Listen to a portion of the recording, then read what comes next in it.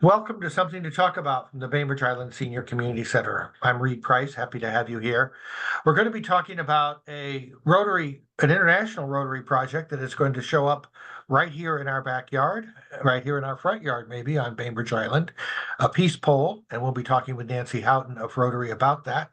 But first, I'd like to acknowledge that we are meeting on the ancestral homeland of the Coast Salish people, and specifically our neighbors, the Suquamish tribe, the people of the clear salt water who have been living here since time immemorial. I hope that things like the Peace Pole and other actions that we take demonstrate our effort to learn from their stewardship about these lands and waters. Also, a thank you to Fieldstone Communities of Bainbridge Island, which offers assisted independent living and memory care up on Rolling Bay.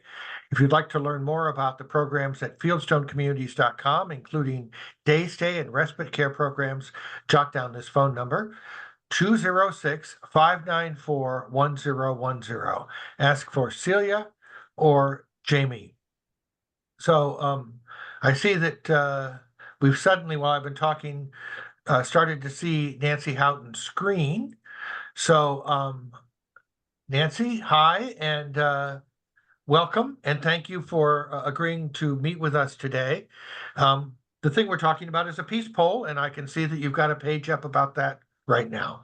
Yeah, thanks, Reed. My name's Nancy Herlo Houghton. I'm with Rotary of Bainbridge Island. I'm co-chair of the Peace Builders Action Group, and I'm chair of the World Community Service Committee, and I'm in line to be president-elect starting in July this year. So been in Rotary a couple years, very great place to expand your horizons and use your talents for whatever you choose in the world. So we've begun this Peace Builders Action Group, and we're very aligned with Rotary International's promoting peace initiatives. So one of the ways we chose to do this is by constructing a peace pole. So peace pole is actually an international movement. There are about 250,000 peace poles around the world at this point. And when you create one, you have the opportunity to choose 4, 6, or 8 sides. And the message on each one is, may peace prevail on earth. We and places choose to put these in using languages representing the people where they live. So we chose, we've got English, we've got Japanese to represent our Japanese American community. We've got Tagalog for our Indo-Pino community. And then I worked with the Suquamish tribe on getting May Peace Prevail on Earth translated into the Lushootseed dialogue.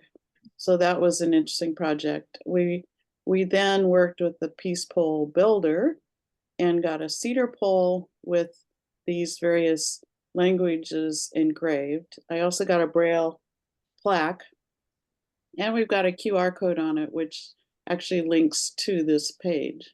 So the peace pole movement started. It came actually out of after the bombings of Hiroshima and Nagasaki. And the idea was to remind us that we can create peace, that each of us can play a part in creating peace around the world. I can show you, here's a link to a map which actually shows 250,000 peace poles around the world. And it's an interactive map. And if I'm traveling someplace and I want to figure out, oh, is there a peace pole here? I can click, I can figure out how to get there. And then I could even take a picture of it and upload it to the site here. So it's kind of a way of connecting people around the world.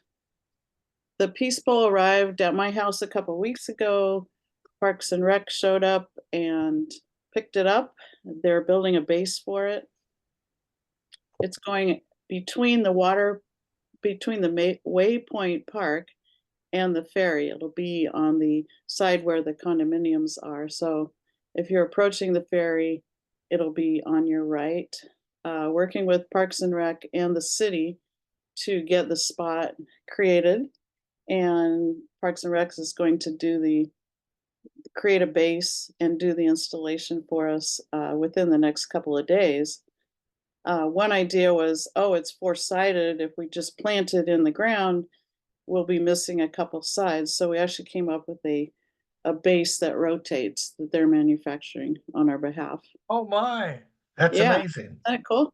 Uh, Coincidentally, well, not coincidentally, this is in conjunction with a project that I was doing with Parks and Rec to get a memorial bench for my late husband, Todd Houghton, who was a musician on the island for many, many years. So the Todd Houghton bench will go next to the peace pole, and visitors will have the option to sit and contemplate on the bench. Um, there's also a set of trail. This leads to a set of trails down the ravine. Yeah, I So know a that, good launching off point. yeah, I know that the Parks and Trails Foundation is working to improve those trails and connect them. There'll be actually at some point, not too long in the future, an alternate way to get down to the bridge over the ravine. Yeah, And so this would be a lovely entry point. It'll be the first place that people see as they are coming off the ferry. In this case, going up the hill, it would be to their left. correct. Yes, and the dedication is scheduled for this Friday, the 7th. It'll be at 11 a.m.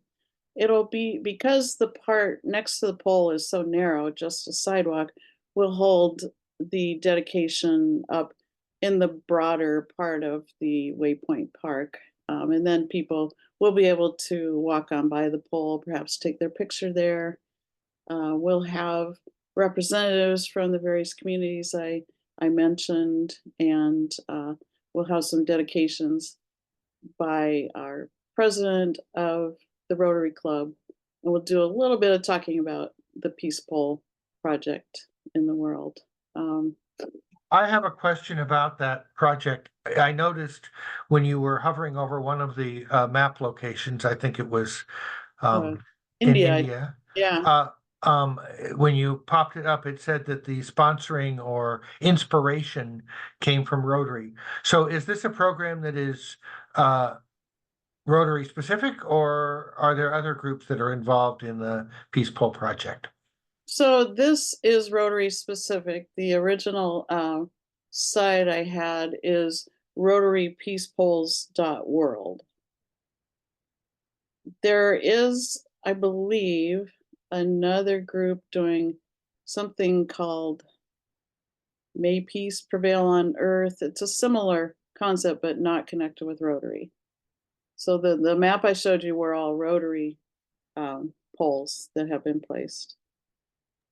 Great. And the Peace Builder Action Group that you're part of, that you I guess are been working on, did you organize around the idea of a peace pole, or is that something that came to you later as you started to think about ways that you might help build peace in our world?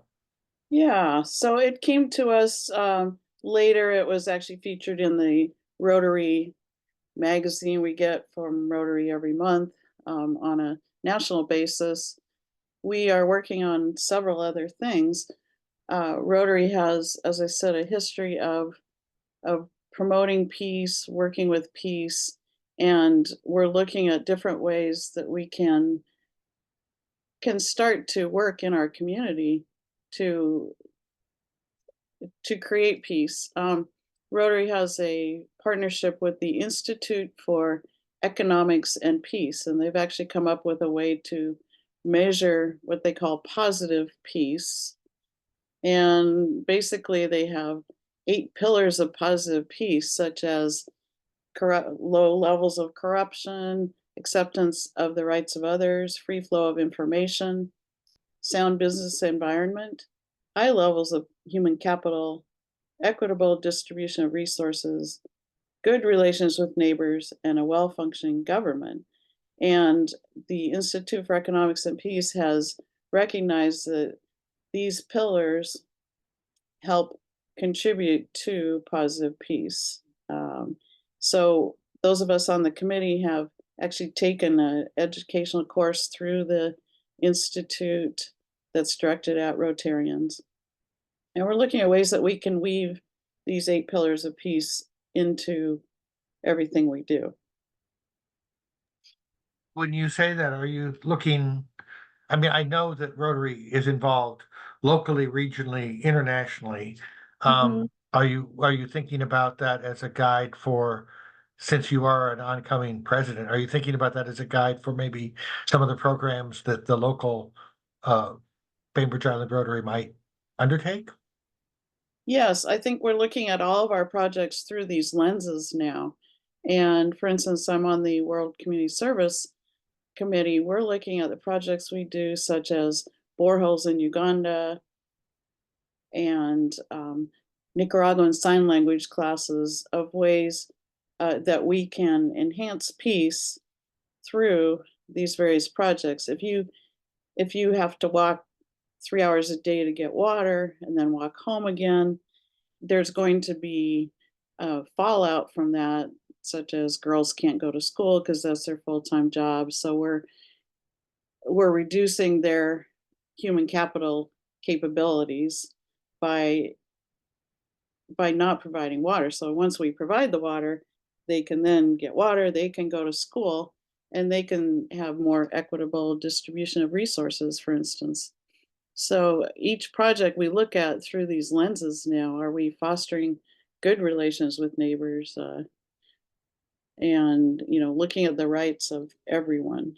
So Yeah, when you talked about the languages that you work to have inscribed on the peace pole, that in itself seems like a effort to try to connect the dots in our neighborhood. right, yeah, good relations with neighbors was probably first and foremost. Is how do we interact and make sure we get the correct dialect on there, and represent people and diversity.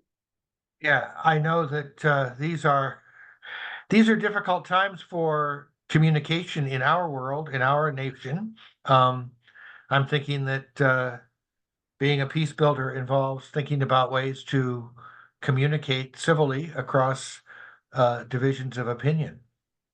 Yes, I think that's a big part of it. Of course, Rotary is non-political and non-religious, so we need to be able to support values of diversity and equity within a community-oriented aspect, and not a political or any other side of it.